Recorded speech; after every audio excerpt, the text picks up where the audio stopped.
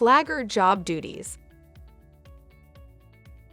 A flagger's job is to stop, release, and slow or alert traffic. To help carry out their job duties effectively, flaggers will need to stay vigilant and aware of their surroundings at all times, plan an escape route, communicate with coworkers, be courteous and firm when communicating with the traveling public, have a general understanding of the construction project so they can answer the public's questions, keep a valid flagger certification card on their person while flagging, wear the required high-visibility vest, PPE, and other proper work attire, know the laws, regulations, and standards as they apply to flaggers and temporary traffic control, understand their authority and limitations, and know and use flagging procedures, techniques, and equipment properly. Interacting on the job. Flaggers serve as the construction project's most noticeable representative. Therefore, flaggers need to have a general understanding of the work being done and information regarding delays so they are prepared to answer the traveling public's questions. Work zone delays are frustrating for everyone, and the traveling public is no exception. Flaggers must remain calm should the traveling public become agitated.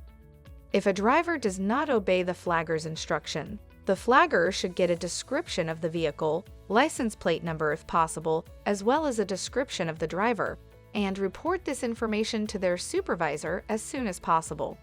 Flaggers should never physically intervene. Flaggers need to communicate with each other to coordinate the stopping and releasing of traffic.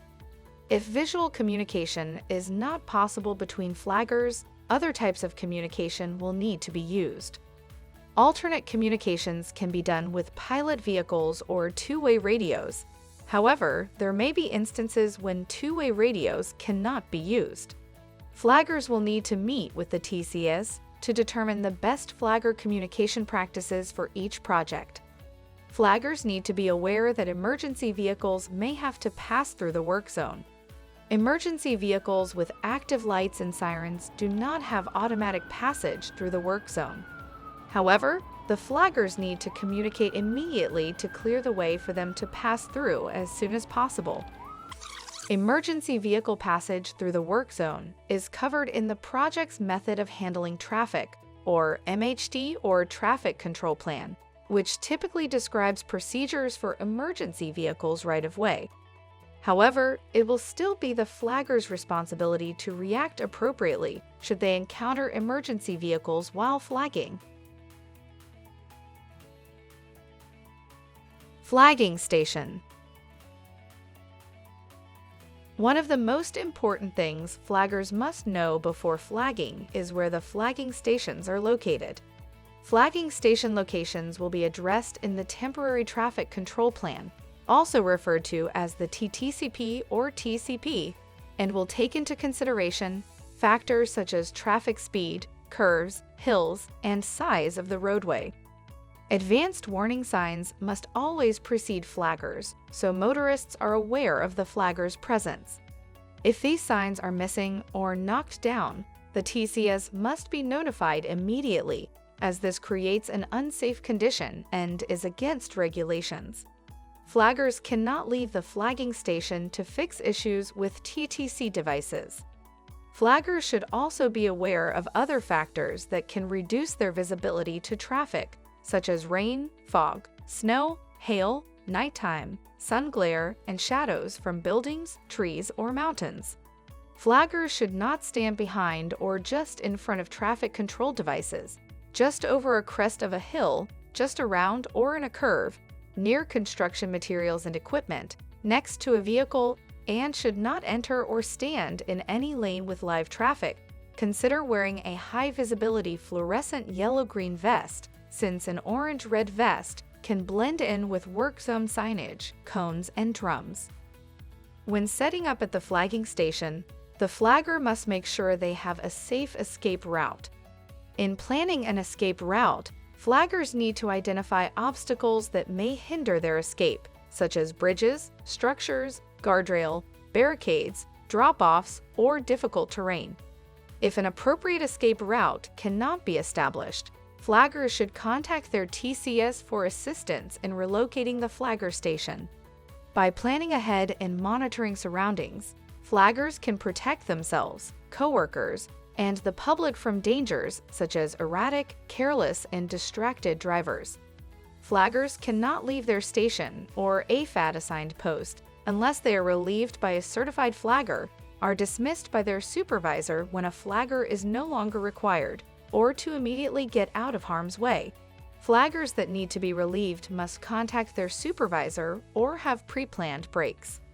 In addition to the necessary items flaggers will bring with them when they flag, there are many items that are prohibited at flagger stations.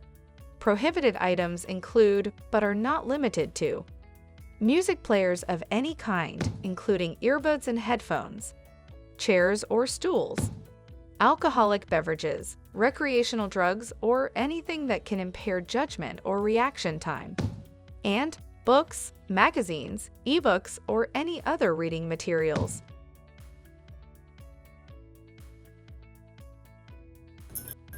Flagger tips. Here are some do's and don'ts for flaggers. Do: review safety procedures with the team or attend a pre-job safety meeting. Establish a way to communicate with the team prior to flagging. Have an alternate way to communicate with the team in the event of an emergency or technology failure, such as a dead battery in your radio. Consciously prepare an escape route in advance. Separate yourself from your coworkers so that you are easily recognized by motorists. Stand where you are visible to traffic and coworkers. Ensure traffic proceeds safely and smoothly through the work zone. Keep your head on a swivel. Be aware of your surroundings. Have situational awareness. Be alert at all times.